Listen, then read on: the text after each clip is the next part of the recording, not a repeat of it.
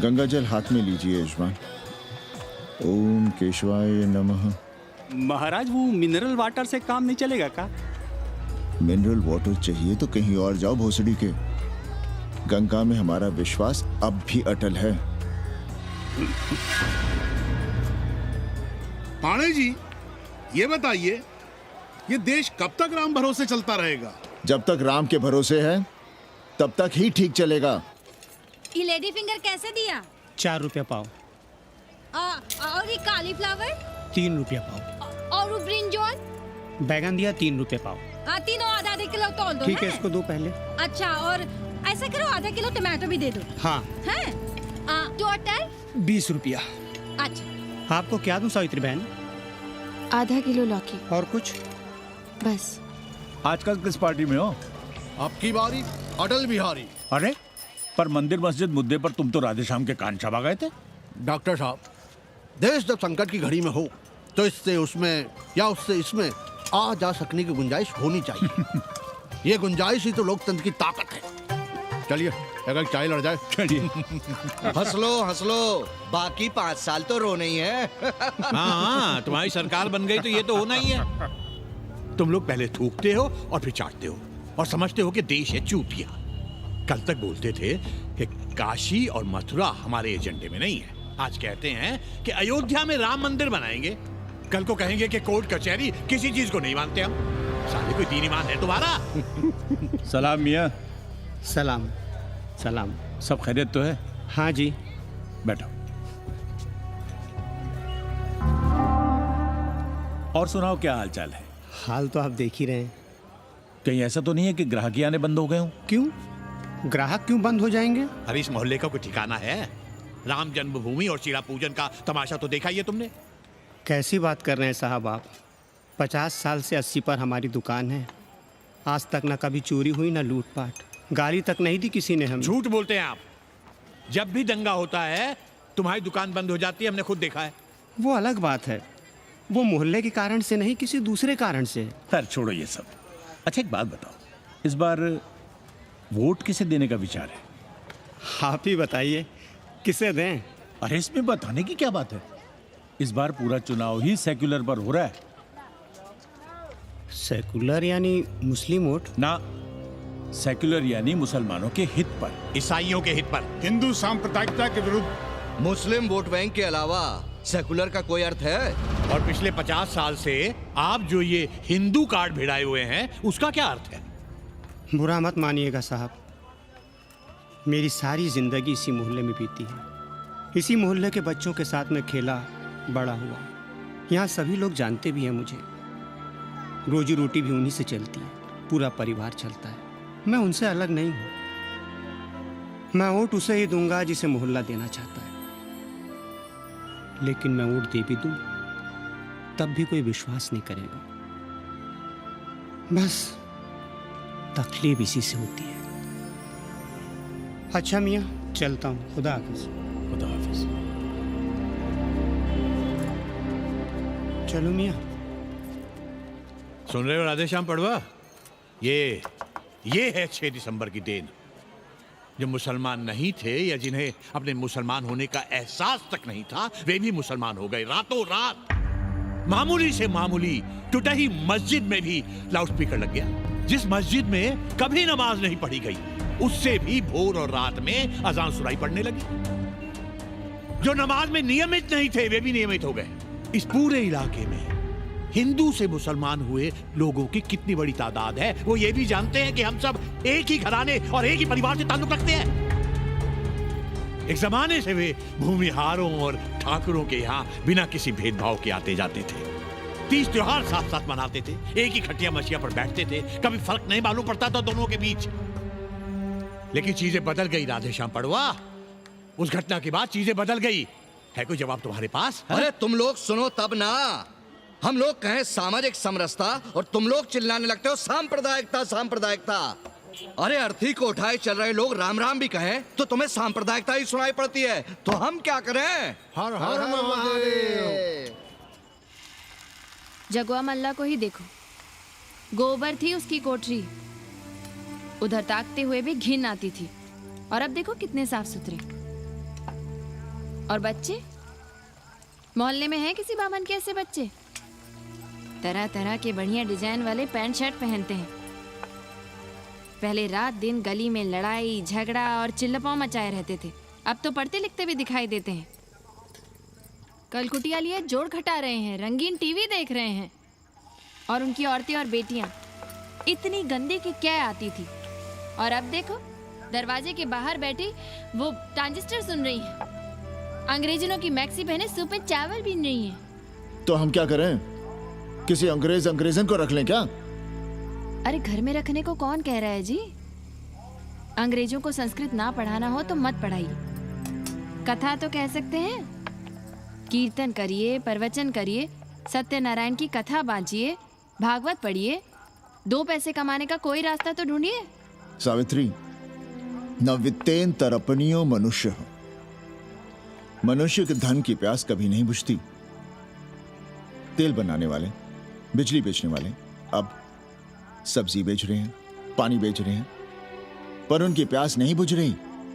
पूरी दुनिया की दौलत भी मिल जाए तब भी आदमी कहता है और थोड़े दिनों में साफ हवा भी डिब्बों में बंद करके बेचेंगे भोसड़ी वाले। बेटी का ब्याह बिना पैसे के हो जाएगा? कभी सोचा है इस बारे में?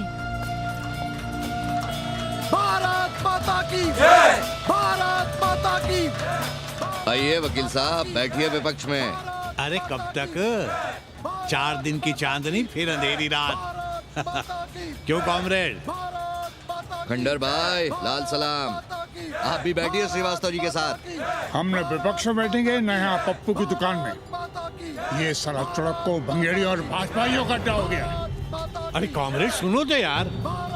खंडहर बच गए हैं, पर तेवर देखिए, 100 करोड़ की आबादी में 5 झटकुल्ली सीपीआई वाले, पर दिखाएंगे ऐसे कि जैसे ये ना हो तो देश ही ना चले।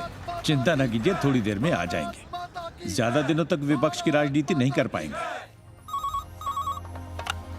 हेलो कन्नी। अबे तुम लोग को यही समय मिलता है क्या फोन करने के लिए? कोई बार-बार बाबा तुमसे मिलने आए हैं। ये बाबा कौन है भोसड़ी का? हम क्या जाने, बनारस में बाबाओं की कमी है क्या? कोई पुलिस का चक्कर तो नहीं है? लगता तो नहीं। साथ में अंग्रेज चेले चपाटी भी हैं, मर्सिडीज में बैठा है। अच्छा ठीक है। Kenny, my money. Next time on board, baby. Okay.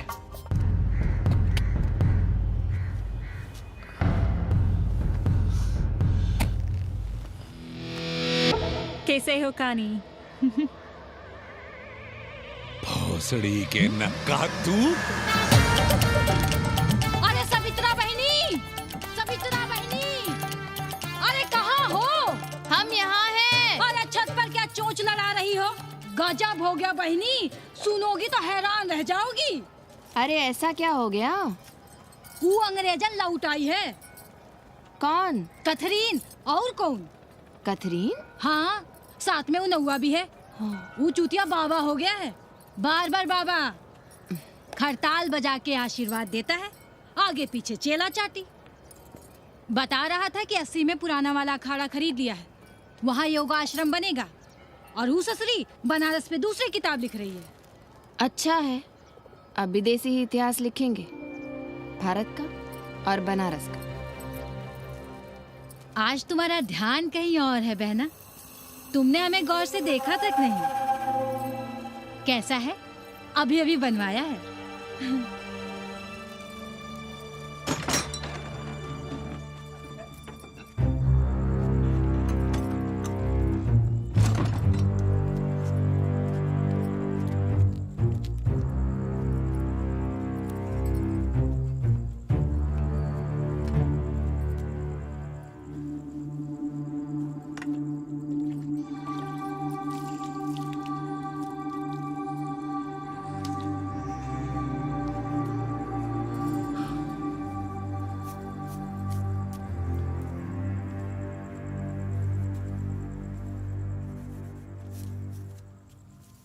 पापा,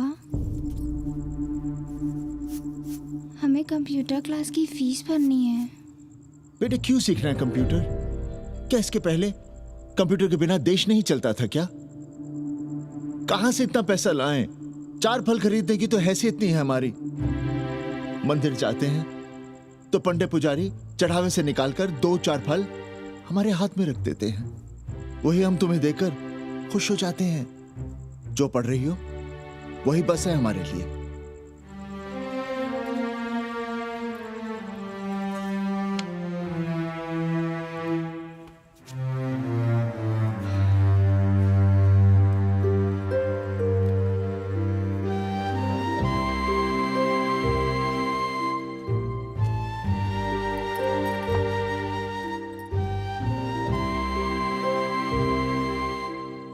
तबीयत तो ठीक है ना आपकी?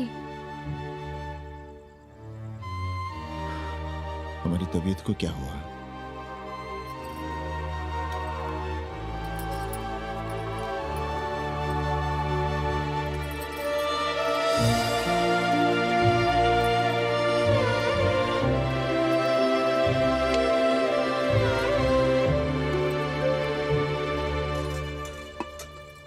हम पप्पू की दुकान तक टहल कर आ रहे हैं, तुम खाना खा लेना।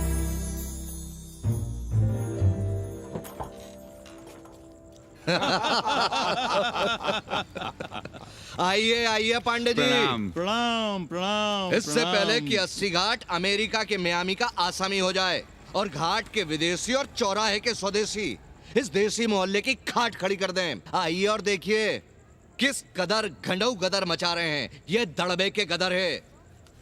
हाँ गया गुरु। कल की देखो तो क्या था 80? कुछ था क्या? क्यों पांडे जी?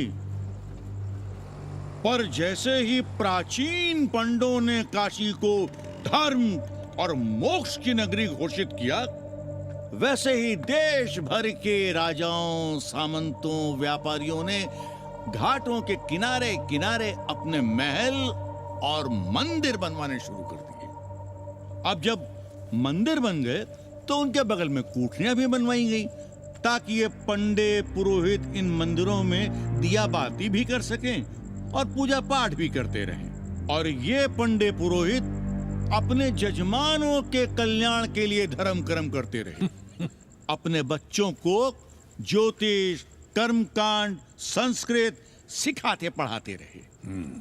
न जमीन जायदाद की चिंता, न राशन पानी की चिंता, न कपड़े लत्ते की। इसमें एक बात और जोड़ लीजिएगा गुरु, इन्हीं पंडों के पूजा पाठ के भरोसे वो अपनी रिया पर अत्याचार और जुल्म भी करता रहा कि जो पाप करो, जितना पाप करो, इन सब के प्रायश्चित का विधान हमारे पुरोहित के पास है। चाहे कोई बात करो, ये कम्युनिस्ट भोसड़ी के अपनी फिलॉसफी पेलने से बाज नहीं आती।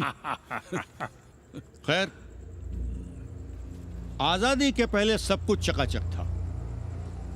हालत बिगड़ी जमींदारी खत्म होने के बाद। अरे जो अपना नहीं संभाल पा रहे थे वो पंडे पुरोहितों को क्या संभालते। सो जजमानी की कमाई बंद और इधर बंधी बंधाई कोई आमदनी नहीं। जिंदगी भर कभी न खुद कुछ किया और न अपने बाल बच्चों को कुछ करने दिया। अरे क्या हुआ पांडे जी? हम कुछ गलत कह गए क्या?